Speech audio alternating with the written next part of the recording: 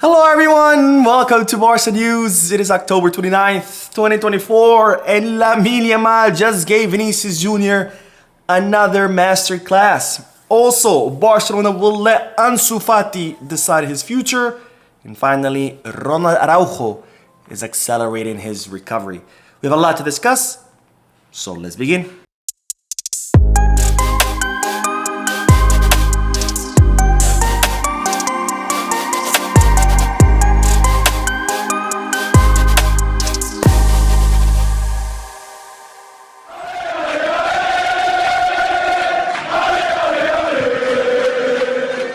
Hello everyone, welcome to the channel. My name is Mo, and before we begin with the news, just a quick reminder to make sure to hit that like button, subscribe to the channel, and drop a comment.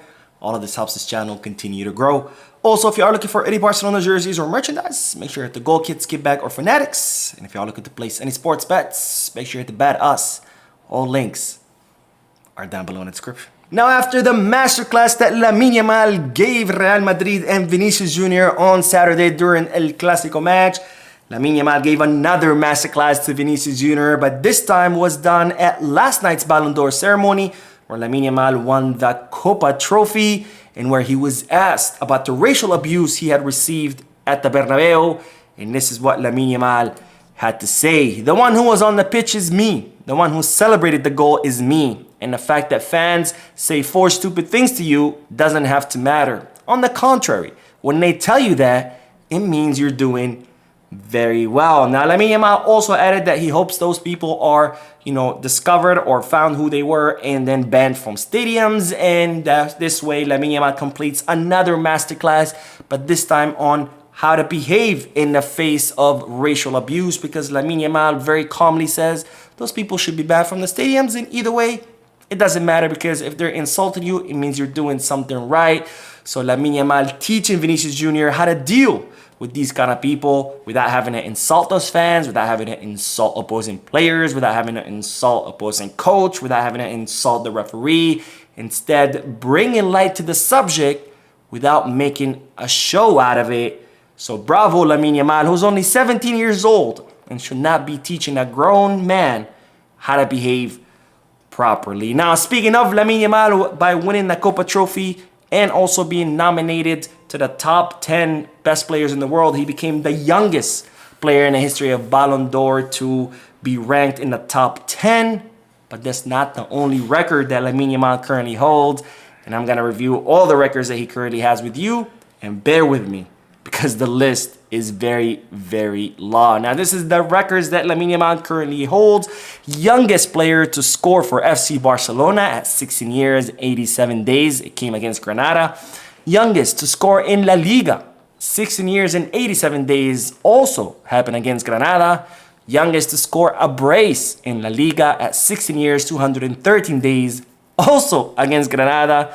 Youngest to score in El Clasico, which was this past Saturday, where Barcelona won 0-4. He's also the youngest player to score in Copa del Rey with 16 years, 195 days, and this came against Athletic Club. Youngest player to score in a Spanish Super Cup, which happened during a 2-0 win over Osasuna at the beginning of this year. Youngest player to score for Spain, 16 years and 57 days, and it happened against Georgia. Youngest player to score in a European Championship, which happened against France at 16 years, 362 days. Youngest player to assist for Barca at 16 years and 45 days in a 3-4 win against Villarreal. Youngest player to assist in La Liga, 16 years and 45 days, also against Villarreal. Youngest player to assist in the Champions League at 16 years and 153 days. Youngest player to assist in a Champions League knockout at 16 years and 153 days. Youngest player to assist in a European Championship, 16 years and 339 days against Croatia. Youngest player to assist in the final of a major tournament, where he assisted Nico Williams in the 2-1 win over England in the Euro final. Youngest player to score 10 goals and assists in La Liga. Youngest player to score and assist in the final of a major tournament. Youngest player to play in a derby, 16 years, 280 days in October 2023. Youngest player to play in a Champions League playoff against Napoli. Youngest player to play in Spanish Super Cup. Youngest player to make his debut for Spain. youngest player to play in a European Championship, youngest player to play in a European Championship knockout match, youngest player to play in the final of a major tournament, youngest player to play 50 official matches for Barca, and youngest player to play 10 Champions League matches. That's 16 years, 278 days. But that's not it. You thought I was done. I'm actually not done because there's more. Because Lamine Yamal is also the youngest player to start in La Liga, youngest player to start in a Champions League, youngest player to start in a European Championship, youngest player to win an MVP in a European Championship match, youngest player to win a major tournament. And now, I am officially over. What a list. My goodness. And Lamine just setting records left and right. And to think he just started his career. He only debuted in First Division last season. He only has one season in First Division. He still has a long, long career ahead of him. And he already is the owner of 1 million records. So you can only imagine what he will do by the time his retirement comes. Anyways, speaking of Barcelona players or promising Barcelona players, but this time one who did not work out as well as Lamine Yamal, it's time to talk about Ansu Fati, because Barcelona are set to allow the player to decide his future. Now, Ansu Fati has not been getting as many minutes as he hoped under Hansi Flick, and it's reported that Garcia Pimienta, during Barcelona's thrashing of Sevilla, actually talked to the player and recommended him, to maybe come to Sevilla, where he would have a more important role and he can get more minutes.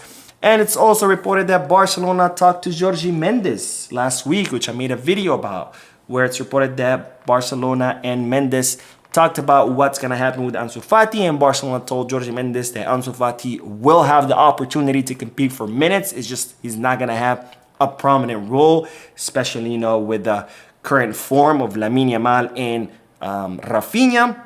And as such, Barcelona will reportedly let Ansu Fati decide what his future will be. So in other words, Barcelona are not going to put him on the market, at least not publicly. Instead, they're going to let Ansu Fati decide, either stay in Barcelona and fight for some minutes here and there, or if you want to leave, that's up to you. And again, Sevilla are still interested in signing Ansu Fati. After all, Ansu Fati did spend some time in Sevilla's academy when he was very, very, very young. And it's reported that Ansu Fati, does not view that option as a bad one, because again, he would have an important role there. He would get way more minutes than what he's getting in Barcelona.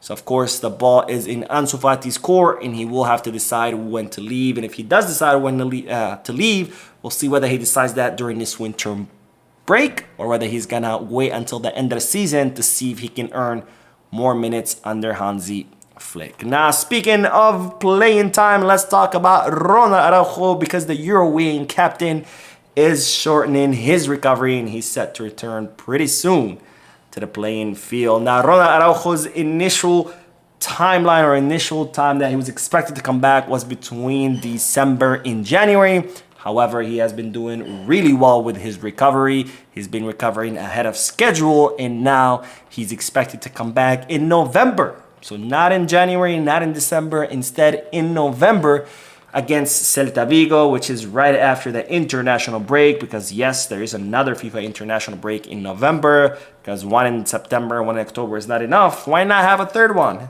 Fuck it, right? But anyways, Ronald Araujo still, improving and recovering much faster than initially anticipated, which of course is great news. But that's not all, because he's also staying close to the locker room. After all, he is a captain, and he's reported as a captain. He has scheduled a meeting for tomorrow for all the players to celebrate the incredible week that Barcelona had last week, thrashing Bayern Munich and Real Madrid, and also to celebrate Lamine Yamal winning the Copa Trophy, and finally to kind of, maintain the unity and then look ahead, because after all, yes, Barcelona did have an incredible week, but let's not forget, we're only 2 months into the season. We still have a very long season ahead of us. So Ronald Araujo and the players, want to think about that. They want to keep that in their mind, because there's still plenty more to fight for. Anyways, that is all the news for this video. We'll be uploading another video in a few moments, so stay tuned to the channel. Don't forget to hit the like button, subscribe to the channel, drop a comment, and as always, Visca Barça.